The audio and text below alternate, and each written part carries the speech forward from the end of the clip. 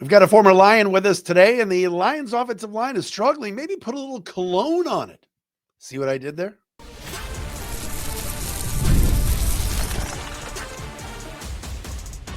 You are Locked On Lions, your daily Detroit Lions podcast. Part of the Locked On Podcast Network, your team every day. All right, what's good, everybody? Matt Derry with you. It is a Wednesday edition of Locked On Lions right here on the Locked On Podcast Network, your team every day. Today is Wednesday, November 5th into Thursday, November 6th. We got crossover Thursday tomorrow.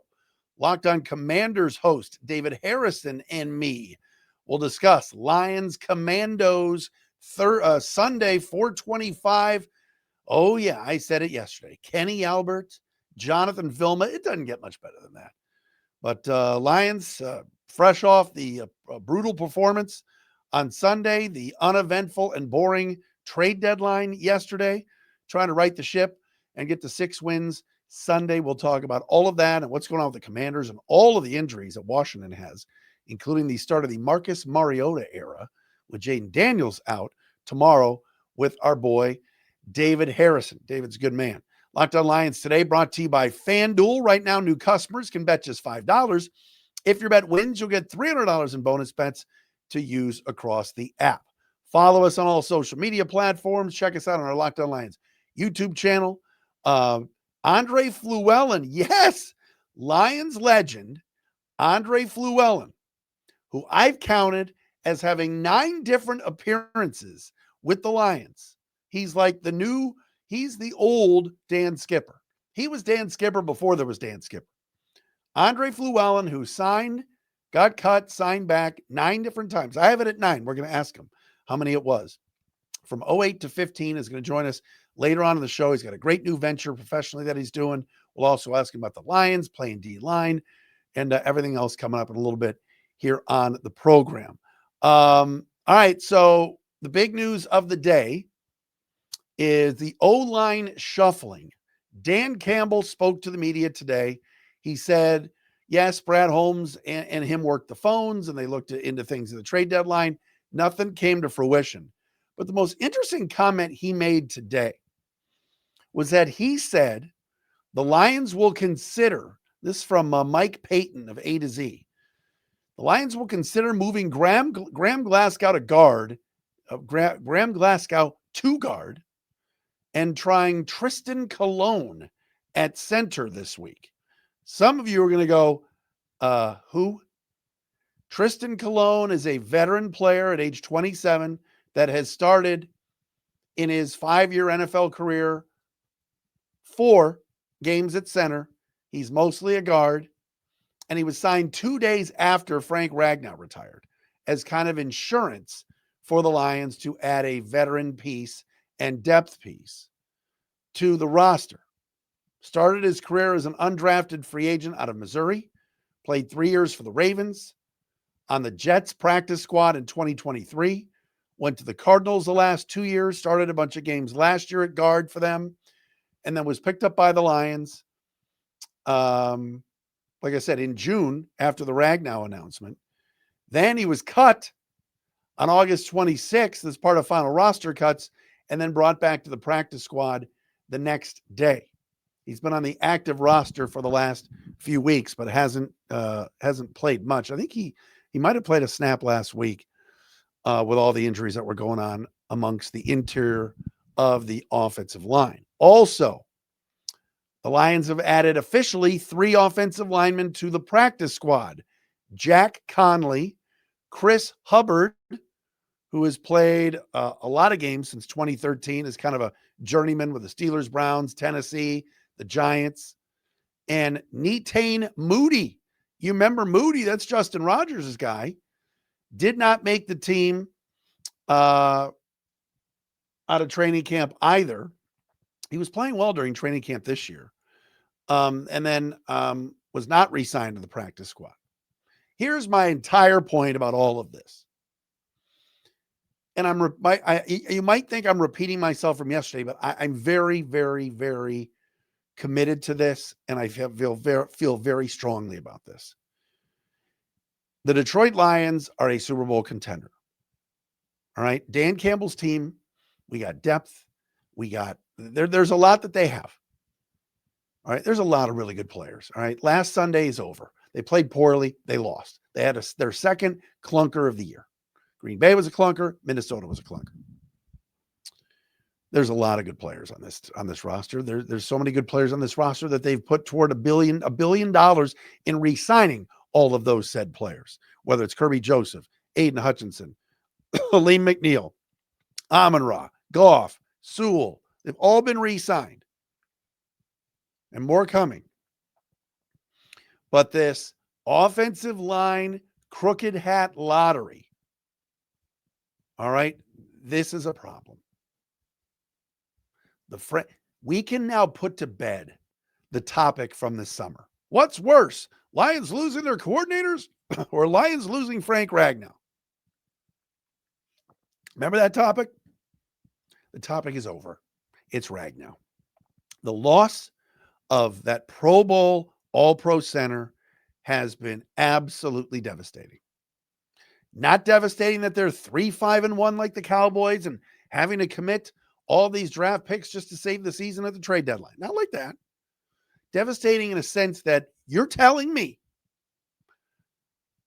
that the guy that you pegged to replace Ragnow now might have to be moved to guard because you don't trust him to play center or at least do the job in Graham Glasgow.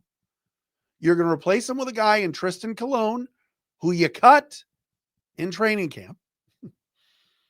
And you might move Glasgow to guard where this offseason, Glasgow admitted he wasn't comfortable at guard last year, at left guard. I think he's more comfortable at right guard, but you've got a rookie in Tate Ratledge at right guard that played right guard at at Georgia. So they might try. Let me get this right from Mike Payton again. Dan Campbell's comment was they could consider moving Glasgow and trying Colon at center this week. They're going to win this week. They're playing a bad team. They're playing a team that is so banged up and such a mess in the Commanders. The Lions are going to win this game. All right, they're going to win. They're playing facing Marcus Mariota and Bill, the running back, and Zach Ertz is pretty good. All right. The ghost of Deebo Samuel. The Lions are going to win. The Lions haven't lost 2 in a row in years. I think they're going to right the ship this week. Maybe this is the game that they go, let's do a little taste test with Colon at center. Dan Campbell, who is so transparent, and you love this about this coach, he's putting it right out there. But from your friendly neighborhood Locked On Lions host, that's concerning. That is very concerning.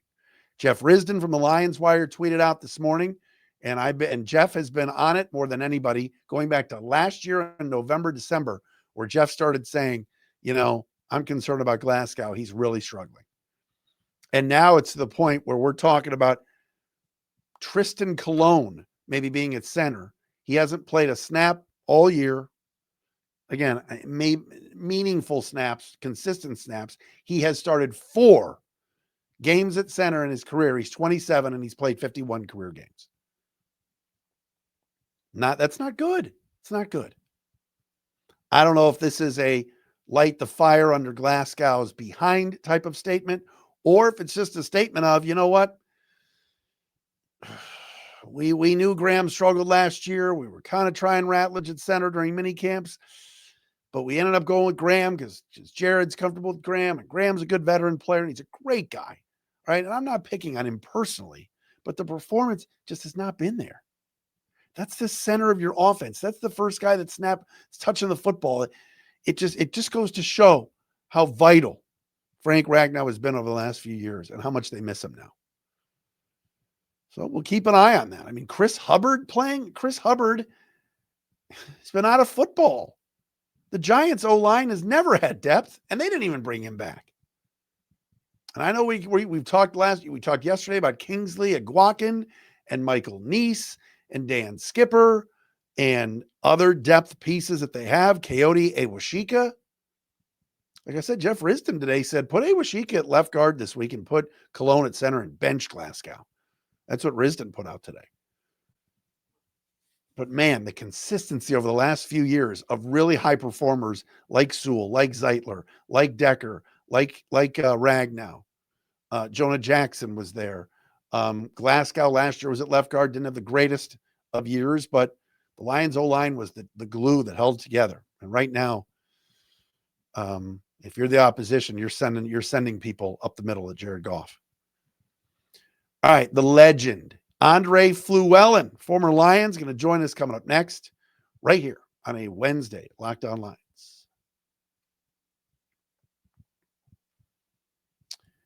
And we're brought to you by FanDuel. The NBA is back. There's no better place to get in on the action than FanDuel, the official sports betting partner of the NBA. Even if you missed the start of the game or you want to ride the hot hand, FanDuel has live bets on everything from who will score next to fourth quarter comebacks. Plus, you can even combine your live bets into a same-game parlay for a shot at a bigger payout. It keeps every game exciting, especially when your team's making that late push. Our everydayers know this. Right now, FanDuel is giving you new customers $300 in bonus bets when your first $5 bet wins. So head to FanDuel.com to sign up and play your game with FanDuel, the official sports betting partner of the NBA.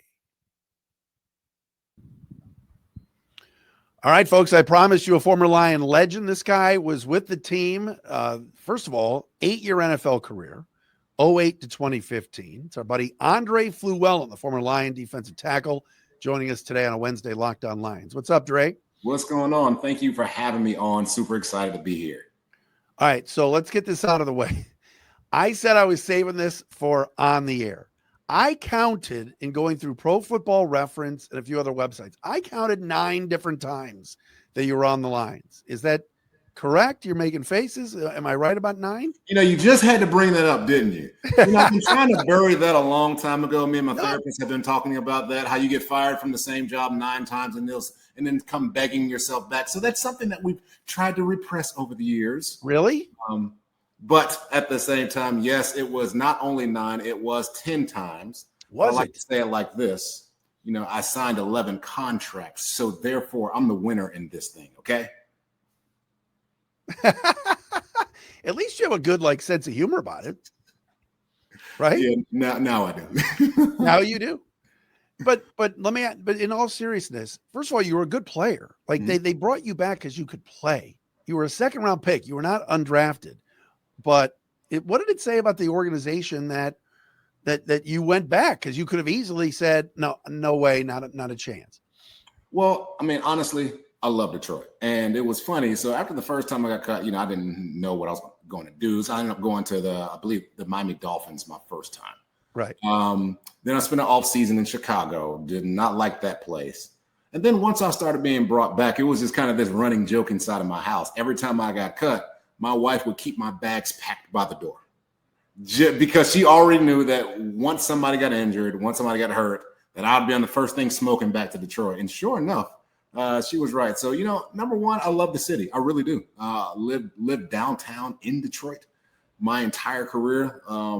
So just everything about the people there, the city there, the culture, the environment, seeing the city change from when I got there in 2008 up until things were changing even when I was done in 2015. So I just got to see a lot of growth in the city. And it was just a cool thing to experience during those times. You were back last year. I know you come back a lot to talk to kids, and we're going to get into that in a second. But you were back for the draft last year. I told you off air, I spotted you on the street. I was walking one way, you were walking the other. But what is it? Can you believe the changeover and what the Lions have done? I mean, you knew the fans love the team. You've been here numerous times. But now that this team is so good, what's it feel like for you as a Lions alum? How proud are you of this franchise? I'm the most proud, not just of what's going on the field, but also of the mentality of not just the ownership, but of the fans itself. See, because when I was playing, there was this moniker that used to always go on, the same old Lions. Right. And that was pervasive throughout just the mentality of the city. And we kind of accepted this quote unquote underdog role. And I used to couldn't stand that, especially as a player. Yes, you love to love the underdog and all that. It's cool and all. But at the end of the day, you want to be known and going down as the greatest, for being good, not for being the underdog. So now that that's the the mentality now is that we're expected to win every single game. And when we lose, it's like, what happened? Before, it was like when we won, it was like, what happened? So I'm just glad that the changes mentally have happened now. Former Lion D tackle Andre Fluellen with us. You mentioned before about the current team and how well they're playing. Look, we're all upset that they didn't do anything at the trade deadline and that they struggled so badly in a division game against Minnesota. Yet they're still in good shape, right? At 5-3. How have you viewed the first 8 weeks? You know, it's funny. I've always looked at things like when you look at the great teams, usually they don't win every game. Like they don't go undefeated. And actually the losses end up being better than the victories down the stretch. And that's how you really, really get to know a good team is you don't measure them by wins and losses. They actually measure themselves by what I call wins and lessons.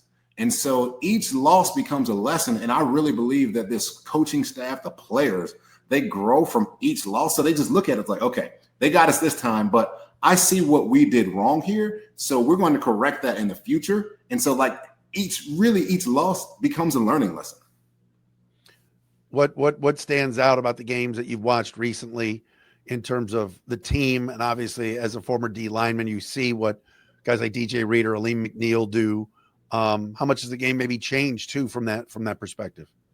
Yeah, the game has changed a lot. Like I used to, when I was playing, there was this thing that teams would say about us all the time, which if you're inside of the locker room, you couldn't stand. Every time we lost, they would always say, well, they played hard. All right, and that meant that they weren't good, but that was just a way to say they were sorry, but they give it their all. Right. But now it's just a little bit different. This team plays cohesive.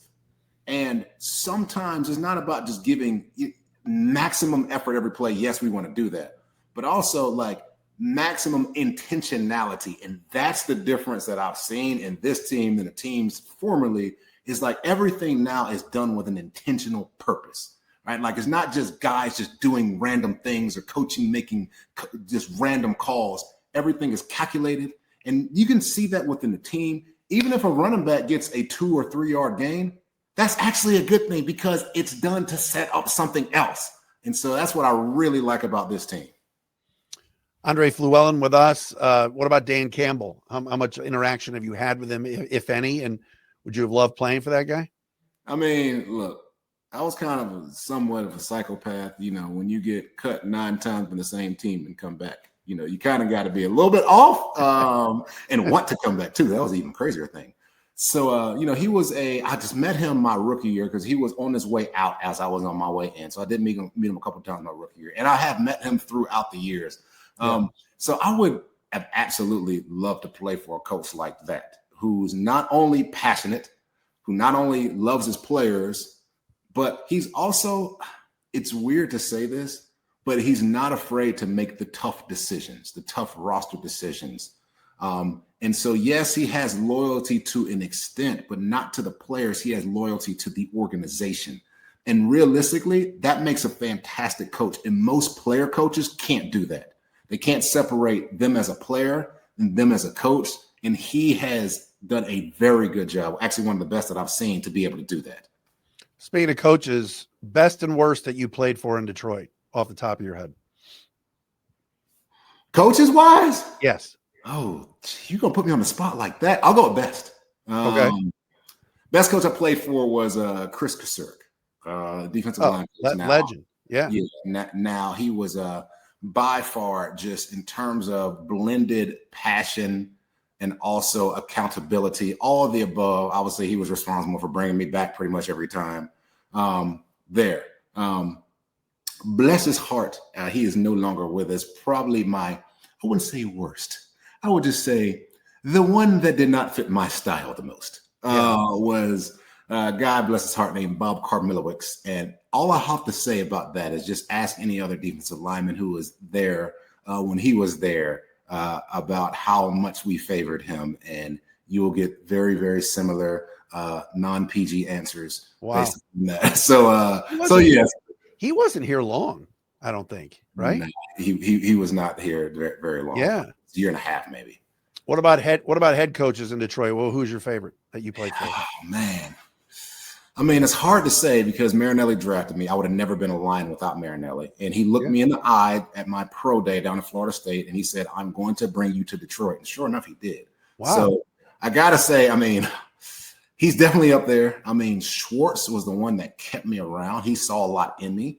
Golly, I can't go against Caldwell. Yeah. Caldwell. I mean, I can't say if I had to choose one who I would want to play for the most, it would have probably been Jim Caldwell, though. Yeah, yeah, the one that I would want to play for the most.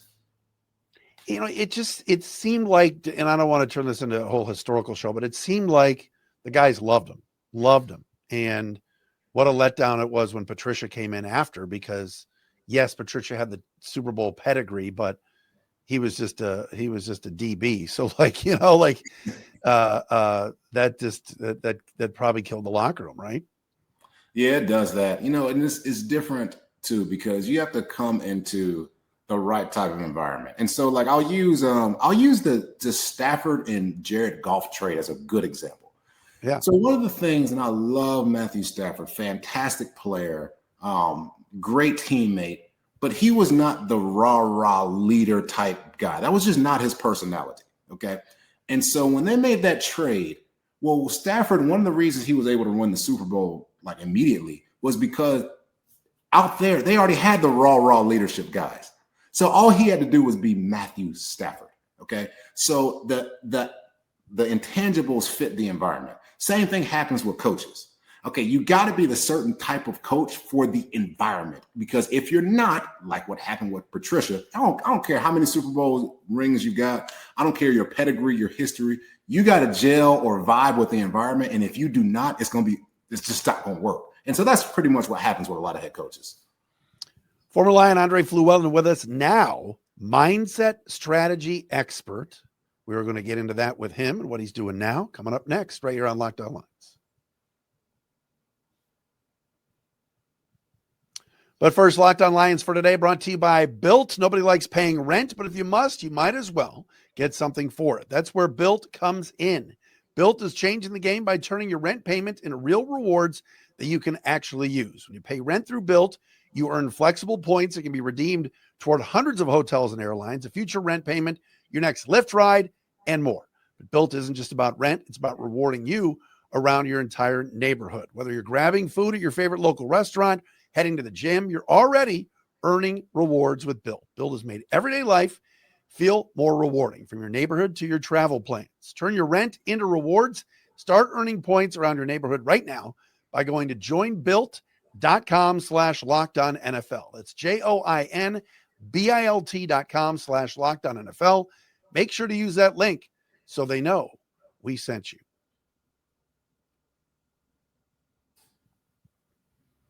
Big Flu, our guy Andre Fluellen, former Lion legend, was with the team on and off for 8 years, NFL defensive tackle, and now is a business strategy coach, mindset strategy expert, speaker. He is back in Detroit a lot, speaking to kids at schools. Andre, how did this come about if you retired? And I know you have a passion for helping people. Yeah, you know, it all actually started when I was playing with the Lions. And so my whole mindset process or destination or destiny came about. And it was an interaction with a former Lion named Ndamukong Suh. Here's the story. All right. So we were playing against, I can't remember which team. I think it was Tampa Bay, one of the teams. Well, Suh was playing like I have never seen a defensive lineman play. I mean, just sack, fumble. I think he had an interception, fumble recovery, touchdown. It was just crazy. I've just never seen a lineman play like that up until this point, especially the one I played on the team with. Now, I'll tell you what used to bother me, though. Yes, you know, Suh might say differently, but what used to bother me that in the weight room, I was actually stronger than Ndamukong Suh. If we were talking about straight up speed and quickness, I was actually quicker than him. So, but only thing he had on me was height and weight. But other than that, I felt like I had him. Okay. Yeah. And so it used to always just perplex me. Why is this dude so much better than me on the field? I could not deny that, but it used to mess with me mentally. So I'll never forget this. Playing against, I think it was Tampa Bay, I can't remember. And all that's happening. And then he gets the sack fumble. We get off the field. He comes to the sideline, and this is what he does. He clenches his fist. He closes his eyes. He sits on the sideline on the bleachers and he does this. And that's all he did. And so I literally thought he was hurt. So I tapped him on the shoulder. I said, hey, bro, you all right? He totally ignored me. And I shook him. I said, bro, are you good? He absolutely didn't give me the time of day. So, me kind of in my ego, I was like, bro, I'm trying to help you out. I mean, I'm checking on you, man.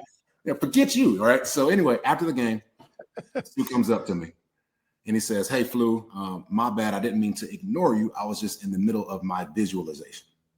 And I said, what is that? And he said, are you serious right now? I was like, yeah, what is a visualization? He was like, hold on. Do you have a mental coach? I was like, a mental coach? Unless the Lions have one, then no. He said, oh my God, bro. You made it to the NFL without any of these things. He said, okay, listen to this. He said, you know how you always listen to coach and you're always in the right gap and you always run the play that's called. And he said, you know how I never listen to coach and I'm never in the right gap and I never run the play that's called. And this is what he said. He said, you know how I make all the plays and you don't? That was cold, but if you know Sue, that's kind of just how he is. And he said, man, I've seen myself making these plays 1,000,000 times this week. I visualized it. I've acted it out. He's like, the first time I've been on this field was not today. He said, come on, bro, get your mental game together, and walked off. And that is when the light came on for me. That's when I started studying anything about mindset. That's when I started studying entrepreneurs. That's when I started studying like all the great players. And I said, oh my God, I had no idea that this thing right here was so readily available to be exercised in a way that was like that most people don't know about. And then I realized like all the Hall of Famers were doing the same stuff. And I was like, oh my God, I wouldn't have been cut 9 times if I've been doing that stuff before. So anyway, so that's where it started. And I realized it works the same way in business. It works the same way in athletics. It works the same way with, with anything that kids do. So this has become my passion for the last 14 years. Every single day I study this mindset stuff. And that's what I go all around the country, really all around the world, coaching and teaching. So who hires you? How do you get these gigs? I know, again, Andre Flu.com, but how has the business been built? How do you do that? So if it's usually with schools, so I have a team that'll reach out to schools. So what I do for schools is I have a mental health aspect of it. So I'm a mental health speaker for schools. I do school assemblies all around the country. And so me and my team will reach out to schools and I do something really cool. Like, when I go into a school, they listen to me because, I played in the NFL. That's what they listen to me. And then I'll talk about mental health awareness. And also what I do is I have them write down on a card voluntarily any mental health struggles they've been going through. And I tell the students that, look, if there's something concerning on this card, I promise to show this to the faculty and staff, a trusted adult. Somebody will see this and get you the help that they need. And literally, they tell me everything. The kids, they tell me everything. They tell me they've been cutting. They tell me suicide plans. They tell me all the above, get them some direct help that day. So that's part. So what I do is me and I have other professional athletes. I'll send athletes all around the country to do mental health awareness assembly. So me and my team kind of source that. And then, but for the corporate stuff, a lot of times I reach out. A lot of times it's just word of mouth because I've done it so many times with different corporations. So if you want to find me, you can just go on my website, andreflu.com. Everything is right there. And reach out. So that's just what I do. I've been doing this for the last, since I've been retired for sure. But I've been studying this stuff, at least for the last 16 years now. So I'm pretty proficient at what I do. So you should, obviously Indomitian did quite well. He should pass some cash your way. You've given him a nice promotion and plug here. He should pay you back. He should pay you back for that. For the person who ignored me on the sideline, I do not think that is going to happen anytime soon. Does he still ignore you to this day? Or are you guys cool? We still talk, man. He's actually a really cool dude. He's just very direct, and so that's just his thing. If you know him, he's amazing. He's great. If you don't know him, you may or may not like him because his reputation kind of can precede himself. But at the same time, he's an incredible father, incredible husband, fantastic dude. So I give him a lot of credit for any of my success that I've had post-career. Big Flu, Andre Fluellen with us, checking in. It was great to catch up with you, my friend, and we'll stay in touch. Thanks so much for doing this. Hey, I appreciate you having me on. Awesome show. Thank you. Thanks, brother. Andre Fluellen with us on a Wednesday Locked On Lions. Tomorrow, David Harrison, Locked On Commanders. We'll do the Thursday crossover.